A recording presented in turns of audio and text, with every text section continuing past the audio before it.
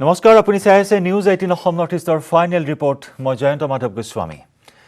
ৰাজ্যত সামান্য হ্ৰাস পাইছে কৰোনা দৈনিক আক্ৰান্তৰ সংখ্যা বৃহস্পতিবাৰে নতুনকৈ কৰোনাত আক্ৰান্ত হ'ল 1992 জন লোক আৰু একেদিনাই কৰোনাত মৃত্যু হ'ল 27 জন লোকৰ কামৰূপ মহানগৰ জিলাত সৰ্বাধিক লোক আক্ৰান্ত হৈছে কামৰূপ মহানগৰ জিলাত আক্ৰান্ত হৈছে 263 জন লোক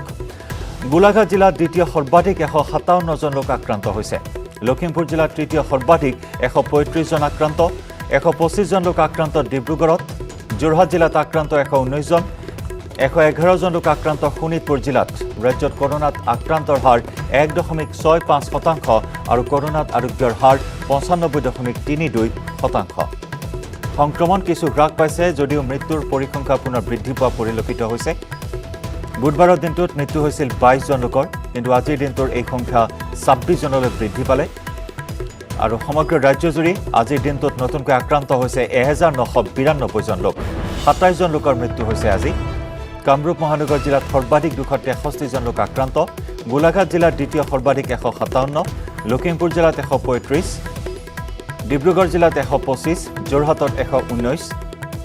শোণিতপুৰ জিলাত আক্ৰান্ত 111 জন ৰাজ্যত কৰোনাত আক্ৰান্তৰ হাৰ 1.65% আৰু আৰোগ্যৰ হাৰ হৈছে 95.32%।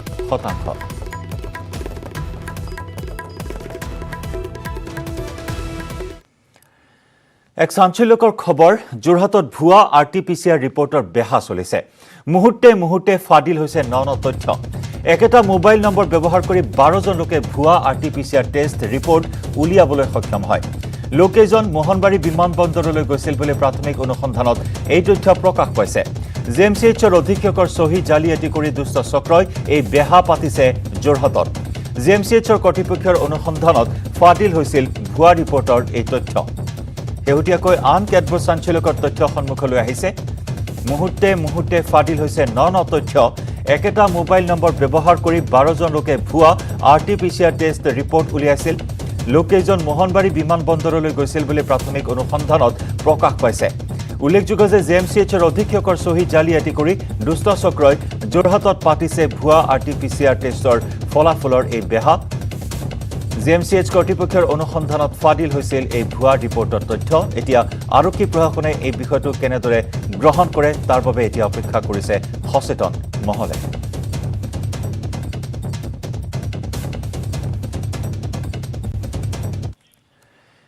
16 জুলাইৰ পৰা 23 জুলাইলৈ জনসাধাৰণৰ প্ৰৱেশ বন্ধ বড়োলেণ্ড সচিবালয়ত কৰোনা সংক্ৰমণৰ বাবে জনসাধাৰণৰ প্ৰৱেশ বন্ধ কৰা হৈছে বড়োলেণ্ড সচিবালয়ত এক নিৰ্দেশনা জাৰি কৰি এই কথা উল্লেখ কৰে বিডিসি প্ৰধান সচিব শান্তনু পি ঘটমাৰে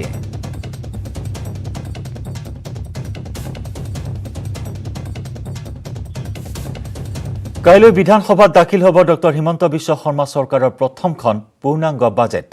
বিয়লি 3 বজাত বাজেট দাখিল কৰিব বিত্তমন্ত্ৰী অজন্তা নেওগে প্ৰথমবাৰৰ বাবে অসম বিধানসভাত মহিলা বিত্তমন্ত্ৰীয়ে দাখিল কৰিব বাজেট পুৱা 9 বজাৰ পৰা 11 বজালৈ প্ৰথম কাৰ্যসূচী দ্বিতীয় কাৰ্যসূচী আৰম্ভ হ'ব বিয়লি 2 বজাৰ পৰা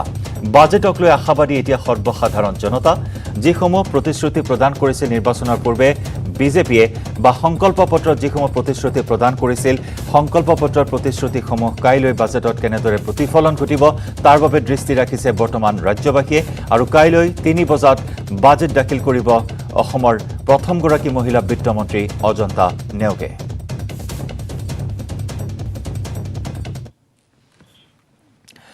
কোভিড বিধি মানি পালন হ'ব ঈদ 21 জুলাইত পবিত্ৰ ঈদ উজ্জোহা ঘৰতে আদায় কৰিব লাগিব ঈদৰ নামাজ মছজিদত ভিৰ কৰিব নোৱাৰিব কোনো লোকে বাহাল থাকিব আন্তঃজিলাত যাতায়াত বন্ধ বৃহস্পতিবাৰে মছজিদ কমিটি আৰু ইছলাম ধৰ্মাৱলম্বী লোকৰ সৈতে বৈঠকৰ অন্তত এই কথা সদৰি কৰে কামৰূপ মহানগৰ জিলা উপায়ুক্ত বিশ্বজিৎ পেগুৱে আমাৰ যেহেতু কোভিড পেণ্ডেমিক চলি আছে কোভিডৰ সংখ্যা এতিয়াও যথেষ্ট পৰিমাণে বৃদ্ধি হৈ আছে আৰু মৃত্যুৰ সংখ্যাও ঠিক তেনেধৰণে কমি অহা নাই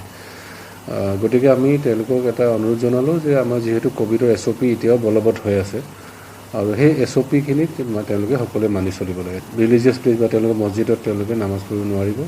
আৰু যদি নামাজ পঢ়িব লাগে তেওঁলোকে নিজৰ ঘৰত তেওঁলোকে নামাজ পঢ়িব পাৰিব ইণ্টাৰ ডিষ্ট্ৰিক্ট মুভমেণ্টৰ কথা আমি কৈছোঁ যে ইণ্টাৰ ডিষ্ট্ৰিক্ট মুভমেণ্টটো এলাউ নহয় एक्सेप्ट मेडिकल ग्राउंड्स বা ফিউনাৰেলৰ ক্ষেত্ৰত আমি যিহেতু SOP এলাউ কৰে তাৰ বাদে আমি বেলেগ কাৰণত আমি কোনো কাৰণতে ইণ্টাৰডিষ্ট্ৰিক্ট মুভমেণ্ট আমি এলাউ নকৰিম হত্যাকাণ্ডত জড়িতৰ অভিযোগত বৰমাত গ্ৰেপ্তাৰ হ'ল পঞ্জাৱ নেশ্যনেল বেংকৰ শাখা পৰিচালক ধৃত বেংক বিষয়াজন হৈছে ৰিচম পাল সিং উত্তৰ প্ৰদেশ আৰক্ষীয়ে গ্ৰেপ্তাৰ কৰে বেংক পৰিচালকজনক উত্তৰ প্ৰদেশৰ বালাঞ্চৰ জিলাত ঘৰ বিষয়াগৰাকীৰ বেংক বিষয়াজন উত্তৰ প্ৰদেশৰ বালাঞ্চৰ জিলাৰ খুৰ্জানগৰৰ ৰশ্মি সিং আৰু তেওঁৰ 8 বছৰীয়া পুত্ৰক হত্যাৰ গোচৰত অভিযুক্ত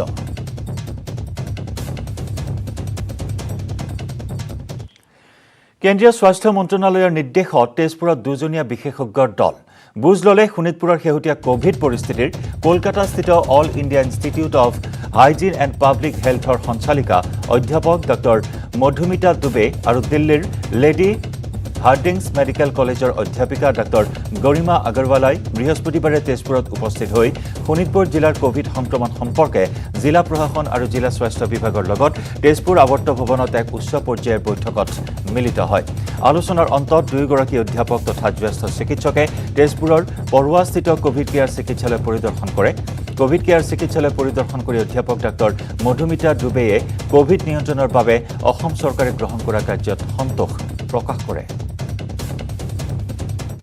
in improving the COVID containment and response. So Assam is doing very well. The figures have improved over the past few weeks, but there are a few gaps in a few areas. We are trying to identify it and then we'll sit with the state officials, try to fine tune those areas so that we can have a better, even more efficient and effective response to the program. The little bit that is left, I'm sure in the coming weeks they will take care of it. বিভিন্ন কোণৰ পৰা স্বাভিমান Bharat presented বাই ITCয়ে গৌৰৱ আৰু গৰিমা সূচক বহু কাহিনীয়ে আপোনাৰ বাবে যুগুত কৰিছে আৰু ইয়াৰ মাজতে স্বাভিমান ভাৰতৰ সৰ্ববৃহৎ উদাহৰণ সেইসকল খেলুৱৈ যিসকলে আমাৰ দেশক বিভিন্ন আন্তঃৰাষ্ট্ৰীয় প্ৰেক্ষাপটত জিলিকাই তুলিবলৈ সক্ষম হৈছে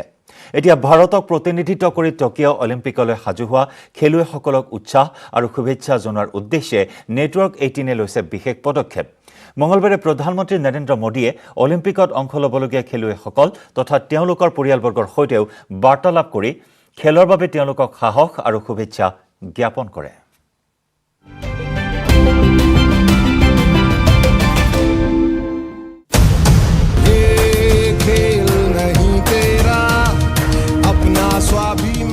वाकई में ये 130 करोड़ भारतीयों के लिए गर्व और स्वाभिमान का मौका है जो उन 22 राज्यों के 126 एथलीटों का उत्साह वर्धन करेंगे जो 23 जुलाई से शुरू होने वाले आगामी टोक्यो ओलंपिक में 18 खेल वर्गों में देश का प्रतिनिधित्व करने वाले हैं प्रधानमंत्री नरेंद्र मोदी ने मंगलवार को कुछ सबसे बड़े पदक उम्मीदवारों और उनके परिवारों के साथ बातचीत की और उन्हें ओलंपिक के लिए शुभकामनाएं दी आप में एक कॉमन फैक्टर दिख रहा है डिसिप्लिन डेडिकेशन और डिटर्मिनेशन आप में कमिटमेंट भी है कॉम्पिटिटिवनेस भी है यही क्वालिटीज न्यू इंडिया की भी है इसलिए आप सब न्यू इंडिया के रिफ्लेक्शन है देश के भविष्य के प्रतीक है टोक्यो ओलंपिक की उल्टी गिनती शुरू हो गई है आइए हम सब एक साथ आएं और टीम इंडिया का हौसला बढ़ाएं ओलंपिक के लिए ये वीर एथलीट स्वाभिमान भारत का एक ज्वलंत उदाहरण है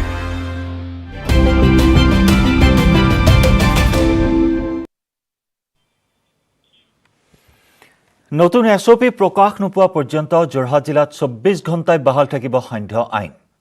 অৱশ্যে কিছু পৰিমাণে শিথিল কৰা হৈছে লকডাউন 16 জুলাইৰ পৰা পুৱা 5 বজাৰ পৰা দিনৰ 12 বজালৈ খোলা থাকিব কেৱল আলু পিঁয়াজৰ 11খন পাইকাৰী দোকান নগৰ অঞ্চলত 3 কিলোমিটাৰ ভিতৰত বৰ্তমান বন্ধ থাকিব গেলামালৰ দোকানসমূহ নগৰ অঞ্চলত অত্যাৱশ্যকীয় সামগ্ৰীসমূহ নিশাহে কৰিব পাৰিব আনলোডিং গ্ৰামাঞ্চলত পুৱা 6 বজাৰ পৰা দিনৰ 2 বজালৈ খোলা থাকিব গেলামালৰ খুচুৰা দোকানসমূহ অৱশ্যে খোলা থাকিব ই-কমাৰ্চ গেলামালৰ সামগ্ৰীৰ হোম ডেলিভাৰীৰ ব্যৱস্থা থাকিব খোলা থাকিব ৰাজহুৱা বিতৰণ ব্যৱস্থাৰ দোকানসমূহ আমি অহাকালিৰ পৰা কিছু ৰিলেক্সেশ্যন কৰি দিছোঁ আগৰ যিটো বাধা নিষেধ সেইখিনি কণ্টিনিউ থাকিব কিন্তু আমি বিভিন্ন ক্ষেত্ৰত ৰাইজৰ অসুবিধাৰ প্ৰতি লক্ষ্য ৰাখি আমি বিভিন্ন ক্ষেত্ৰত কিছু ৰিলেক্সেশ্যন কৰি দিয়া হৈছে যেনেকৈ পেৰিছেবল আইটেম যেনেকুৱা আলু আৰু পিঁয়াজ পেৰিছেবল আইটেম মানে নষ্ট হৈ যাব পাৰে গতিকে সেয়া আমি ৰাতিপুৱা কালি ৰাতিপুৱা 5 বজাৰ পৰা 12 বজালৈকে আমাৰ যিখিনি খুচুৰা বেপাৰী আছে তেখেতসকলে হোলচেলৰ পৰা ল'ব পাৰিব ঠিক তেনেকৈ ই কমাৰ্চ যিখিনি মেডিকেল পাৰপাছত থাকিব ই কমাৰ্চ সেইটো খোলা থাকিব এসেনশিয়েল আইটেম যিখিনি আছে আজি বাহিৰত যিখিনি এসেনশিয়েল আইটেম আছে বিভিন্ন জায়গাত ষ্টেণ্ডাৰ্ড হৈ আছে ৰাস্তাত হাইৱে ষ্টেণ্ডাৰ্ড হৈ আছে সেয়া ৰাতি আনলোড কৰিব পাৰিব ৰাতি 8 বজাৰ পৰা 11 বজালৈকে তেওঁলোকে আনলোড কৰিব পাৰিব 100+ অসমতো পেট্ৰলৰ মূল্যই অতিক্ৰম কৰিলে শতকৰ ঘৰ দেশৰ ভিতৰতে মহাৰাষ্ট্ৰত এতিয়া সৰ্বাধিক পেট্ৰলৰ দাম এই ৰিপৰ্ট আগবঢ়াই নিউজ 18 অসম নৰ্থ ইষ্টৰ আজিৰ ফাইনেল ৰিপৰ্টৰ পৰা বিদায় লৈছো ধন্যবাদ শুভৰাত্ৰি সেঞ্চুৰী নট আউট অসমীয়াত ঘোৰাৰ আগত দৌৰিছে পেট্ৰলৰ মূল্য ধেমাজিত শতকৰ ঘৰ অতিক্ৰমী প্ৰতি লিটাৰ পেট্ৰলৰ মূল্যই চুলে 100 টকা 14 পইচা ঢকুৱাখনাত 100 টকা 7 পইচা হ'ল প্ৰতি লিটাৰ পেট্ৰলৰ দাম ইয়াৰ উপৰি প্ৰতি লিটাৰ পেট্ৰলৰ মূল্যই 99 টকা 85 পইচাৰ ঘৰ চুলে লখিমপুৰ জিলাৰ আন প্ৰান্তত মাজুলীত প্ৰতি লিটাৰ পেট্ৰলৰ মূল্য 99 টকা 52 পইচা হুৰাহুৰে বৃদ্ধি পোৱা ইন্ধনৰ মূল্যই অতিষ্ঠ কৰি তুলিছে কোভিডে কঙাল কৰা সৰ্বসাধাৰণ লোকক পেট্ৰলৰ মূল্য কিমান হৈছে 99 টকা 52 পইচা ডিজেলৰ মূল্য কিমান হৈছে আপোনাৰ 91 টকা 24 পইচা 91 টকা 24 পইচা চলা নচলালেও উপায় নাই ন দৰকাৰী কামত আহিব লাগিব ক'বলগীয়া একোৱেই নাই আৰু কি ক'ম এই কৰোণা কালত ধৰক এতিয়া চলিবলৈ টান লকডাউন চলি আছে তাৰ মাজত এতিয়া বস্তু বাহিনীৰ দাম বহুত হৈ গৈছে মানে ক'বলগীয়া আৰু একোৱেই নাই আৰু 97 টকা 34 পইচা হ'ল গুৱাহাটীত প্ৰতি লিটাৰ পেট্ৰলৰ দাম মৰিগাঁৱত প্ৰতি লিটাৰ পেট্ৰলৰ মূল্য 97 টকা 92 পইচা ইন্ধনৰ মূল্য বৃদ্ধিৰ সমান্তৰালকৈ অত্যাৱশ্যকীয় সামগ্ৰীৰ মূল্য বৃদ্ধিৰ আশংকাত